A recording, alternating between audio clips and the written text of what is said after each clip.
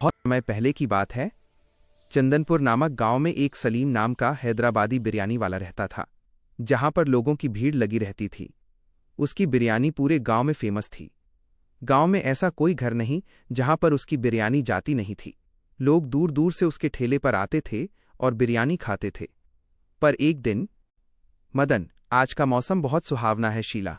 मैं सोच रहा हूं कि आज बाजार से कुछ खाने को लाऊं, पर क्या लाऊं मेरे समझ में नहीं आ रहा है। अगर तुम्हें कुछ खाना है तो मुझे बताओ, मैं उसे लेकर आऊं, क्योंकि अगर मैं सोचने बैठ जाऊंगा तो सुबह हो जाएगी। इससे बढ़िया है कि समय रहते तुम बता दो, नहीं तो मेरा मूड भी बदल सकता है। शीला, अरे उसमें बताने की क्या बात है। तुमको पता होना चाहिए कि जब भी आप बाजार जाते हैं तब मैं क्या मंगवाती हूं। रोज रोज बताना पड़ेगा मुझे। चाहिए तो चाहिए उस हैदराबादी बिरयानी वाले से। हैदराबादी बिरयानी, आहा, उसका नाम सुनकर मुंह में पानी आ जाता है। अब देर मत करो, जल्दी लेकर आओ। मदन, अरे शीला, तुम्हारा पेट कभी भरेगा भी या नहीं? क्योंकि जब देखो तब तुम्हें एक ही चीज चाहिए होती है, हैदराबादी बिरयानी। पता नहीं तुम्हें कैसी नशा चढ़ गई है। मैं भी खाता हूं, पर रोज रोज नहीं, लेकिन तुमको चाहिए तो रोज चाहिए। जिद ऐसे करती है जैसे छोटी बच्ची हो। ठीक है, जा रहा हूं लाने। इतना बोलकर मदन तुरंत घर से निकल पड़ता है। वो आधे रास्ते में पहुंचा ही होता है कि तभी उसे सलीम दिखाई देता है। सलीम को देखकर मदन उसके पास जाता है। मदन, अरे सलीम भाई, क्या बात है? आज दुकान नहीं लगाए क्या जो ऐसे घूम रहे हो? पहले कभी तो नहीं घूमते थे। बोलो, बात क्या हो गई?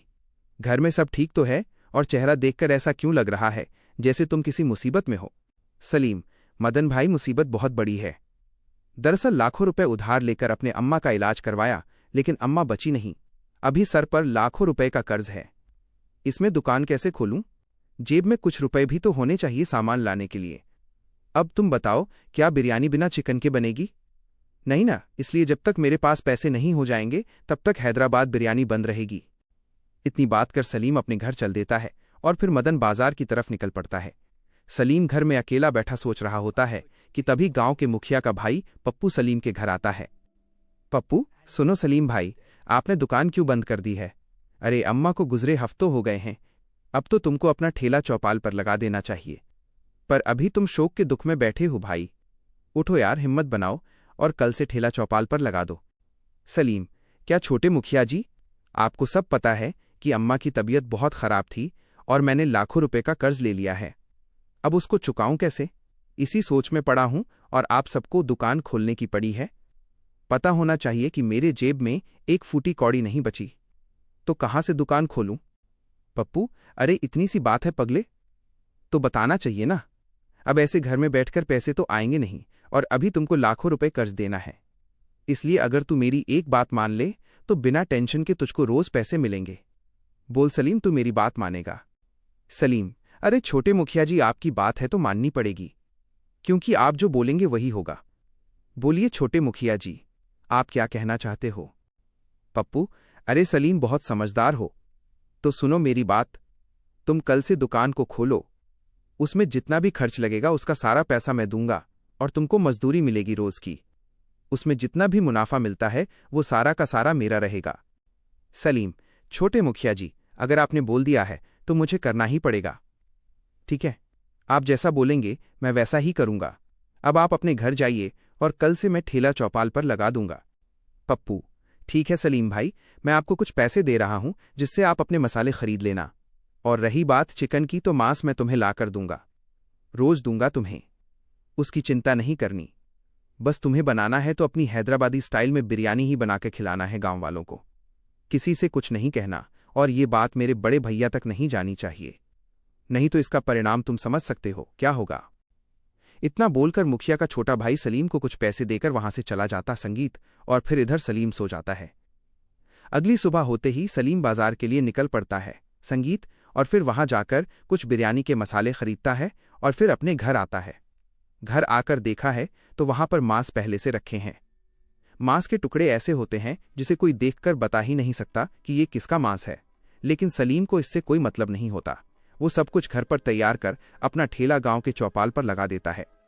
ठेला लगाने के थोड़ी देर बाद ही, शीला, अरे सुनो जी, सुनो जी, मुझे लगता है सलीम भाई का ठेला गांव के चौपाल पर लगा है, क्योंकि उनकी बिरयानी की खुशबू मेरे नाक तक आ गई। अब मुझसे बर्दाश्त नहीं होगा, इसलिए तुरंत जाओ और मेरे लिए बिरयानी लेकर आओ। मदन: हाँ, खुशबू तो आ रही है। पर सलीम से बात हुई थी। उसने बताया था कि उसके पास थोड़े भी नहीं पैसे बचे कि वो दुकान चला सके। पर अचानक से उसके पास पैसे कहाँ से आ गए? शीला: अरे तो क्या तुम इसी को सोचते रह जाओगे? मिल गए होंगे पैसे, कोई न कोई उधार दे दिया होगा। अब ज्यादा मुझे बातों पर फंसाओ मत, मेरे लिए बिरयानी लेकर आओ। मदन: ठीक है बाबा, जा रहा हूं। तुम्हारा गुस्सा नाक पर रहता है, जिस चीज की जिद कर दे तो लाना ही पड़ता है। अब जा रहा हूं। इतना बोलकर मदन सलीम के ठेले की तरफ निकल पड़ता है। संगीत और ठेले पर पहुंचकर सलीम से कहता है। मदन: अरे सलीम भैया, क्या हाल है? आप तो बोल रहे थे कि मैं दुकान नहीं खोलूंगा और आज दूसरे ही दिन दुकान खोल दिए।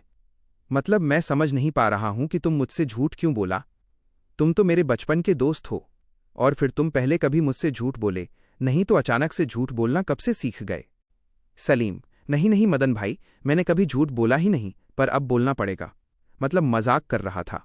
दरअसल मेरे पास पैसे सच में नहीं है। मैं तुमसे कुछ बताना चाहता हूं, बस किसी को बताना मत। ये बिरयानी केवल मैं बना रहा हूं। ये ठेला मेरा है, पर इसका कमाया हुआ पैसा और सामान मेरा नहीं है। ये सब किसी दूसरे का है। अब किसका है मैं उसका नाम नहीं बता सकता, क्योंकि अगर उसका नाम बता दिया, अगर उसको पता चल गया, तब मेरा जीना मुश्किल हो जाएगा।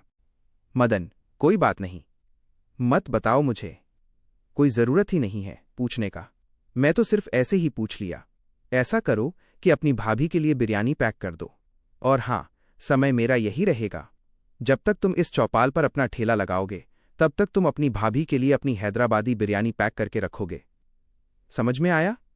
मदन की इतनी बात सुनकर सलीम बिरयानी पैक करने लगता है कि तभी गांव का एक आदमी उस ठेले के पास आता है और फिर सलीम से कहता है। जगदीश: अरे सलीम भाई, सुबह से बहुत परेशान हूं। पता नहीं किसने मेरी मुर्गियां चुरा लीं। साला, गांव में पता नहीं कहां से मुर्गी चोर आ गया। अगर एक मुर्गी की बात होती तो ठीक है, मेरी 5 मुर्गियां गायब हो गई हैं। और अब मेरी अम्मा बोलती है मुर्गियों को ढूंढ कर लाओ, तभी खाने को मिलेगा। अब कहाँ ढूंढूं सलीम भाई?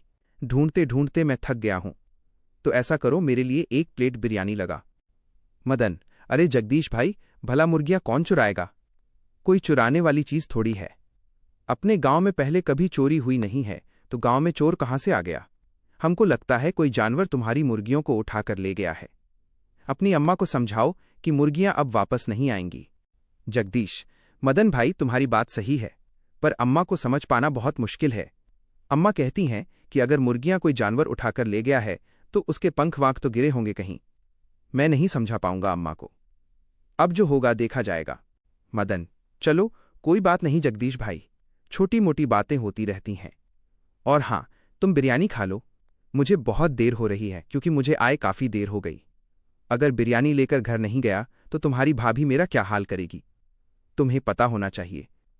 इसलिए भाई मैं जा रहा हूं। इतना बोलकर मदन सलीम को पैसे देकर हैदराबादी बिरयानी लेकर अपने घर चला जाता है, और उधर जगदीश की अम्मा मुखिया के घर पहुंच जाती है। जगदीश की अम्मा: मुखिया जी, मैं बर्बाद हो गई। पता नहीं किसने मेरी सारी मुर्गियां चुरा ली। मेरी मुर्गियां मुझे चाहिए। मुझे पूरा विश्वास है कि मेरी मुर्गियां इसी गांव के किसी आदमी ने चुराया है। इसलिए आप मेरी मदद करें और उस मुर्गी चोर को ढूंढने में मेरी मदद करें। मुखिया: अरे अम्मा, क्या बोल रही हो? ऐसा पहले कभी नहीं हुआ। भला मुर्गियां कौन चुराएगा? ऐसा तो पहले कभी नहीं हुआ।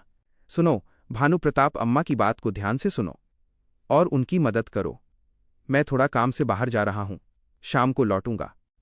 इतना बोलकर मुखिया वहां चला जाता है, और फिर मुखिया का छोटा भाई अम्मा से कहता है।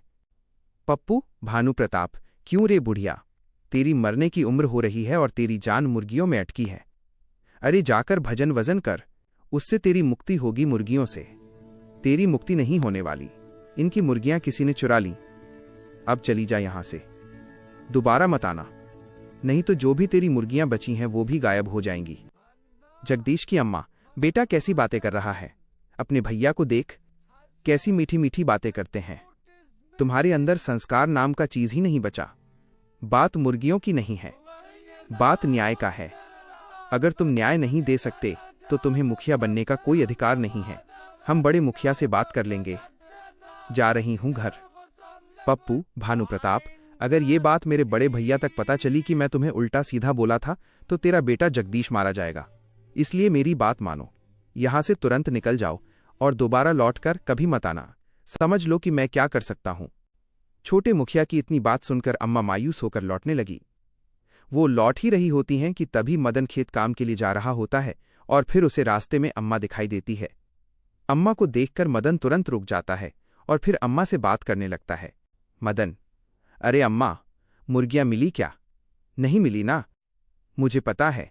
मैं जगदीश को बोला कि मुर्गियां नहीं मिलेंगे, क्योंकि मुर्गियों को कोई जानवर उठाकर ले गया।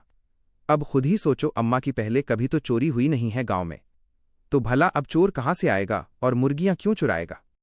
जगदीश की अम्मा, अरे बेटा मदन, तुम्हारी बातें सही हैं। मैं कोई किसी को कुछ नहीं बोल रही हूं। मैं तो मुखिया के घर गई थी, लेकिन मुखिया का छोटा भाई मुझसे बदतमीजी से बात कर रहा था। मुझे बहुत बुरा लगा। बोल रहा था, अगर तुमने किसी को बताया तो तुम्हारी जो बची मुर्गियां हैं उसे भी गायब करवा दूंगा। मदन, क्या बोल रही हो? ऐसा उसने बोला। कहीं इसका मतलब तो नहीं कि उसने ही मुर्गियां चोरी करवाई हो? अगर जो ऐसा बोल सकता है वो उसे कर भी सकता है। जरूर कुछ दाल में काला है। इसलिए अम्मा अब आप चौकन्ना रहे, क्योंकि अब कुछ भी हो सकता है। अब घर जाओ, परेशान मत रहो। इतना बोलकर मदन अपने खेत की तरफ निकल पड़ता है और उधर सलीम अपना सारा बिरयानी बेचकर घर वापस आ जाता है। और फिर थोड़ी देर बाद मुखिया का छोटा भाई वहां पे आता है। संगीत, पप्पू, भानु प्रताप, अरे सलीम भाई, कितने का मुनाफा हुआ? अपनी मजदूरी ले लो और जितना भी मुनाफा बना मुझे दे दो। मैं तुमसे जवाब सवाल नहीं करूंगा, क्योंकि मेरे पास वक्त नहीं है। और हाँ, कल सुबह जब तुम मसाला लाने जाओगे तब तुम्हारे घर बिरयानी के मांस आ जाएंगे। और हाँ, एक बात ध्यान रखना, मांस जो होंगे चाहे वो बकरी के हो या फिर मुर्गी के, तुमको बनाने से मतलब है, सवाल जवाब करने से नहीं। सलीम, ठीक है छोटे मुखिया जी, जैसा आप कहें, हमें कोई मतलब नहीं है। आप हमें लाकर देंगे, हम उसे बनाकर बेचकर आपको मुनाफा दे देंगे। ये लो आज की कमाई। सलीम अपनी मजदूरी काटकर सारे मुनाफा छोटे मुखिया को दे देता है और फिर छोटा मुखिया उसे लेकर अपने घर आता है। और फिर अगले दिन सुबह उठकर सलीम मसाले लाने बाजार चला जाता है और जब वापस लौटता है तो उसके घर में मांस पहले से रखे होते हैं। फिर वो उन सबसे हैदराबादी बिरयानी बनाता है और फिर अपना ठेला चौपाल पर लगा देता है। रोज की तरह मदन की पत्नी मदन से बिरयानी मंगवाती है और मदन बिरयानी लाने जाता है। सलीम बिरयानी पैक ही कर रहा था कि तभी हरिया काका ठेले के पास आते हैं और मदन से कहते हैं। हरिया काका, अरे मदन बेटा, मेरी बकरी आज रात को गायब हो गई। मैंने शाम को ही खूंटी लगाकर बांधा था और सुबह देखा तो गायब हो गई। पता नहीं कहाँ से बकरी चोर गांव में आ गया है। मदन, क्या बोल रहे हो काका? तुम्हारी भी बकरी चोरी हो गई? ये साला गांव में हो क्या रहा है? जब देखो तब चोरी हो रही है। कल जगदीश की मुर्गियां चोरी हो गईं, आज आपकी बकरियां भी चोरी हो गईं। अब तो मुखिया के पास चलना होगा। सुनो सलीम भाई, बिरयानी बाद में ले जाएंगे, पहले मुखिया के घर जाएंगे। काका चलो, पहले जगदीश के घर और फिर तीनों लोग मुखिया के घर जाएंगे। इतना बोलकर मदन और काका जगदीश के घर की तरफ निकल पड़े और फिर जगदीश के घर पहुंचकर जगदीश को लेकर मुखिया के घर की तरफ निकल पड़े। संगीत, मुखिया के घर पहुंचकर मदन मुखिया से कहता है। मदन, मुखिया जी नमस्ते। मुखिया जी, गांव में ये क्या हो रहा है?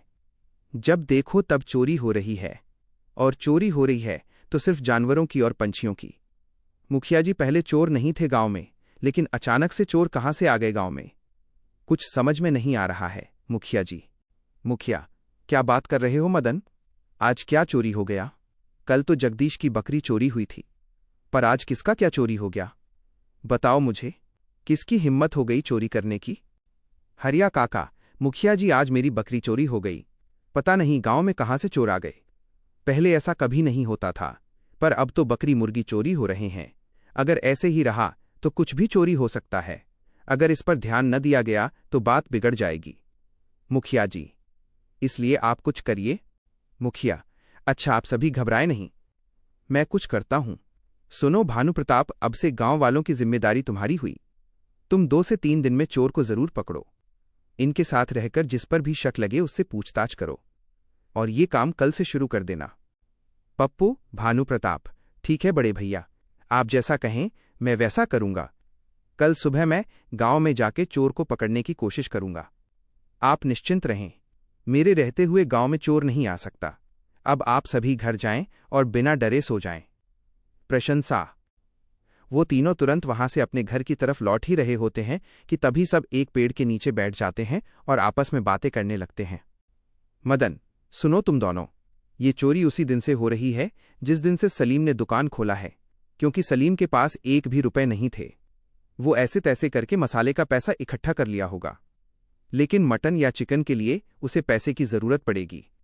कहीं ऐसा तो नहीं वही बकरी और मुर्गियों की चोरी कर रहा है?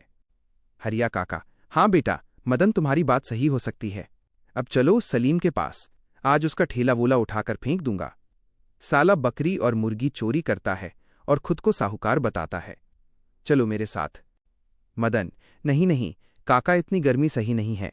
उसने मुझसे कहा था कि वो किसी के लिए काम कर रहा है, इसलिए हमें प्यार से पूछना होगा।